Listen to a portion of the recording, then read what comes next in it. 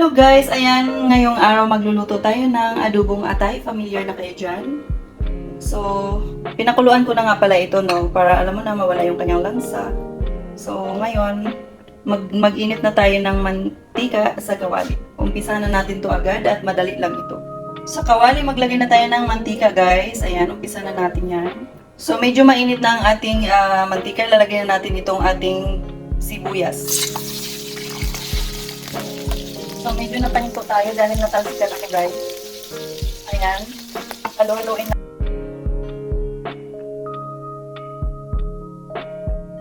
Magprito-prito lang ako araw-araw. Bahala kayo sa buhay niyo. So, ngayon, antayin lang natin siya na magbago yung kanyang kulay. Sunod natin ilagay dyan. Mabilisan na naman ito. Huwag na natin patagalin. Siyempre ang ating bawang o leek. Yan.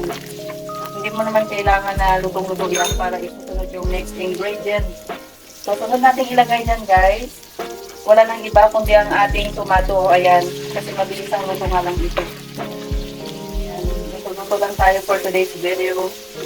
Ayan. Maumay kayo dyan sa ipopost ko dahil puro pagkain yan. Wala pa tayong outdoor na vlog, no? So, kita na yan kasi hindi pa tayo, ganun ka, alam mo na, sa susunod na yan, pag-uwi natin ng Pilipinas.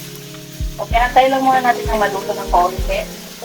So, ayan, pwede na natin halo-haloin. At syempre, isusunod natin ang ating susunod na ingredients. Walang iba kundi ang patatas, guys. Ayan, sunod natin ang ating patatas. Tapos, halo-haloin lang natin yan. So, ayan guys, pagkatapos natin mailagay yung patatas, halo-halo at medyo okay na siya, na-evenly na yung pagkahalo, isusunod naman natin ang ating pinakuluan na liver ng manok, okay? At hindi lang yan guys, kasi meron akong niluto kahapon may natira. Ayan yung aking adobo, ilalagay din natin yan, sayang naman, di ba? O, ganun lang yan guys. At pagkatapos natin ilagay lahat, syempre halo-haloin natin yan. Kailangan ma-even yan, ma-evenly. Evenly, Miss Glorious. Pero sigurado ako yan guys. And syempre, kailangan natin yan ng vinegar. So ayan, pagkatapos natin ilagay yung ating vinegar, light lang naman yan, isunod na natin ang ating soy sauce. Okay, after ng ating soy sauce, meron tayong hot water. Ayan. Tapos, hayaan lang natin din yan, pakuluin ng mabuti, hayaan natin mag-reduce ang kanyang liquid. Pag wala na yung tubig niya, ibig sabihin, pwede na siya. So, ayan, tahimik ng aking niluluto. Tumahimik siya guys, hindi na siya mag-ingay. Kasi hindi pa siya nakukulo. So, ayan, muna natin yan, hayaan mo natin yung kumulo. Ayan, nabubulo na ako. Nag-uumpisa na naman siya kumulo, okay?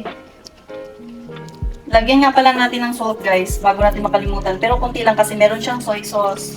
So, ayaw naman natin na umalat yung ating niluluto. So, meron tayong black pepper powder. Siyempre, hindi rin mawawala black pepper to taste. Salt and black pepper pala. Ayan. Ano yan, sa lahat ng niluluto natin, lagi talagang may asin at saka black pepper. Kasi pampalasa ngayon. So, ayan, hintayin lang natin kumulo at mag-reduce ang water. So, tingnan natin guys, kung ito ay nag-drain ang kanyang, nag-reduce ang kanyang liquid. Ayan, pwede na ito guys. Ayan.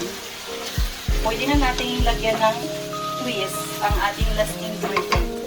So, ito ay gata pala ito guys. Huwag na natin pakuluin ng tubig ito. Kasi ayun, ito ilalagay na natin yan para 3 minutes. So, ganyan ang aking adobo for today na may gata. Saan ka pa? Sarap yan o, tingnan mo creamy. And then, patayin na natin yung apoy dahil pag nasubrahan yan, nagmamantika. So, yun lang for today's video guys. Sana ay nag-enjoy kayong panoorin ng aking luto-luto show dito sa aking Munting Kitchen. So, ayan. See you for my next vlog, everyone. Thank you so much. Bye-boo!